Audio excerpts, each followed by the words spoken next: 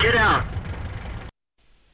Hello tankers and tankettes, welcome to a viewer replay. Well, kind of a viewer replay. This is actually one with an SGTA connection. This is Brainfarter, who is the commander of SGTA 2, because there are two SGTA clans.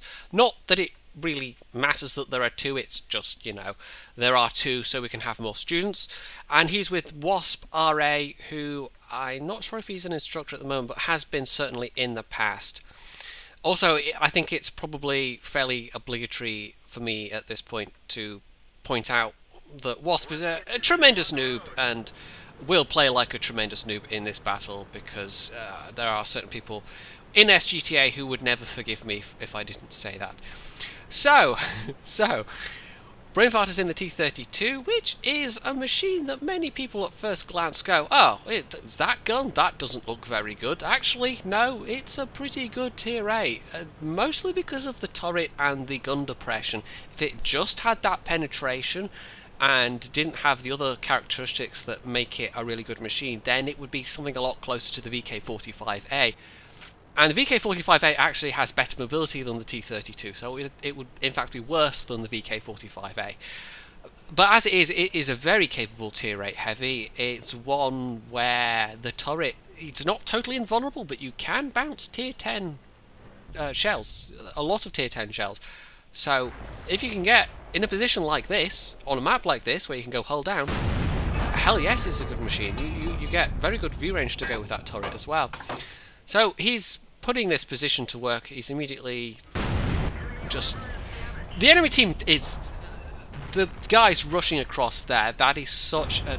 People still do this on this map. It's not a particularly good idea. It's not a good tactic to try and force a crossing over the south side there. If you're starting on the northern spawn and you're trying to do this, yeah, you're going to get punished for it. As you can see here, he's really... He's taken a few shots. I mean, they know he's there. He clearly doesn't have 6th sense on this tank, but he's already done 1k damage. And he's just... This is a really comfortable position, because enemy artillery probably can't get him here either. And bearing in mind there's only one enemy RT as well, they're probably concentrated on the northern flank, where there are easier targets. Now, you can see there Wasp, well, he's already taken a couple of hits, but like I said, tremendous noob, so, you know, we won't be too surprised. The T69 is not exactly ideal for this particular bit of terrain, but they're in platoons, so they're sticking together, and if you're in a platoon of 2, it's a lot more important to stick together than if you're in a platoon of 3. Now, Brainfarter, I don't know why he doesn't take the shot of the IS-3 there. One shot IS-3, tier 8 heavy that could be taken out of action, and instead he puts another one into the KB3.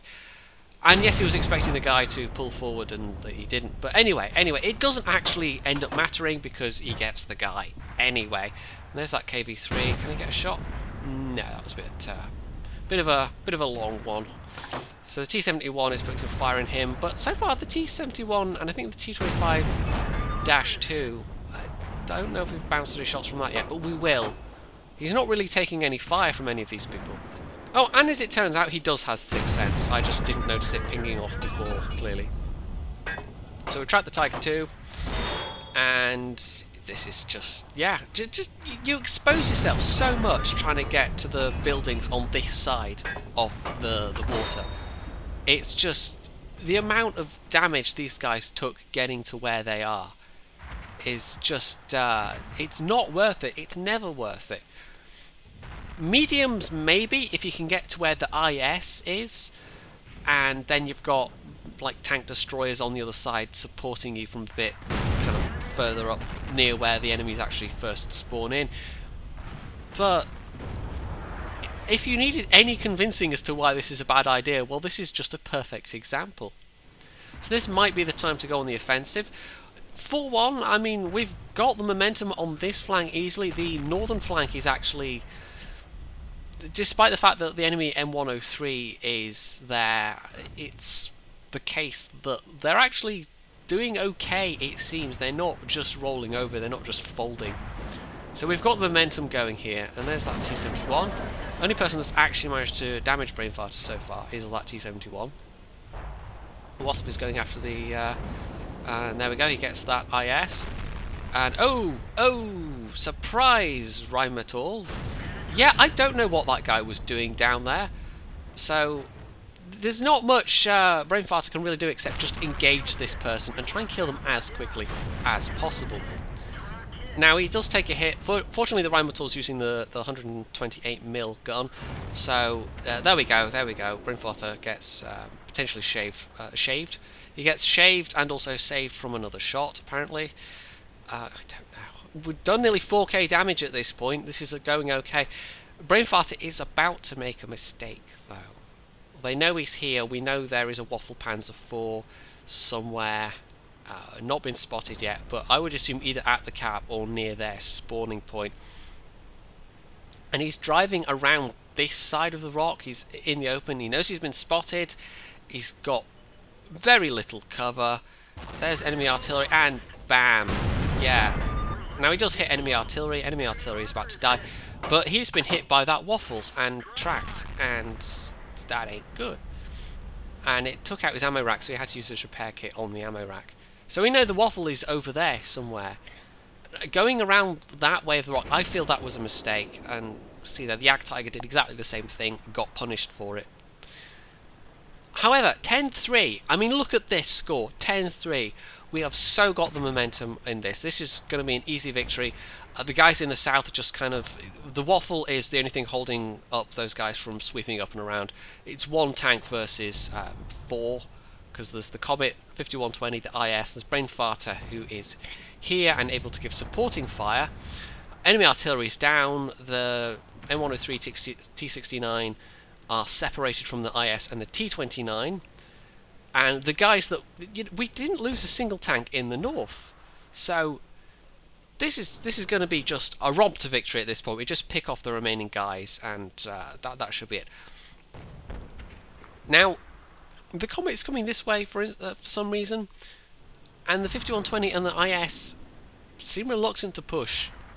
So this is maybe not going as quickly as it could, and the 5120 can easily take a hit. We know the Waffenträger, the Panzer IV Waffle has got the 128mm gun as well, and there we go. He's just hit the 5120. And there he's been spotted. I don't know why Brainfarter's moving up here, to be honest. If he'd stayed where he was, he could have hit that waffle. And instead he's put himself out of position. But, yeah, maybe he had in mind he'd move to somewhere where he could maybe be a bit more hull down. But in terms of the waffle actually being spotted, we've lost an advantage. We've lost... he could have done some damage to this guy, basically. And... didn't. He also doesn't have HE loaded, which is again another minor error. But we've lost one or two tanks. I mean, it's still 10-8, 10-5 rather. I can count. Surely we've got this. I mean, we have such an advantage in numbers here, and we just have to play reasonably smart. Now the waffle, we know where he was. Brainfarter's been spotted. He nailed the Comet. Okay, that's not good. He nailed the Comet and didn't get spotted. The 5120 should just go for it. The 5120 could easily... I mean, Brainfarter's there on the flank. The IS is there. Yes, he'll probably take another hit. Mind you, this is the T69 to consider. So, yeah, this is not good. I mean, Brainfarter cannot take another hit from anything. Oh, we lost the Lerva. 10-7. Why is everyone dying? Stop dying. In the words of Zap Brannigan, stop exploding, you cowards! Yeah, 10-7 is... I mean, this should still be winnable, but how are these last couple of tanks? I don't know. I don't know what's going on here. Sometimes it just... The last couple of tanks will not die. Even though we have still a big advantage in numbers. Oh, okay, now we've lost the IS. But artillery, not artillery, the Panzer Soufflé, the tier 7, actually nails that guy. With, I'm going to presume that was either, that must have been an HE shell, I mean it must have. So Brainfarter's now free to move up, the 5120 is now free to move up-ish. There's still the T69 to consider, but if they can nail the T69, they can probably get that M103. The thing with, I mean, the T29 and the IS are actually kind of in positions to be able to support the M103 and the T69 and vice versa. So actually the positions that those remaining 4 tanks are in are actually quite mutually supportive.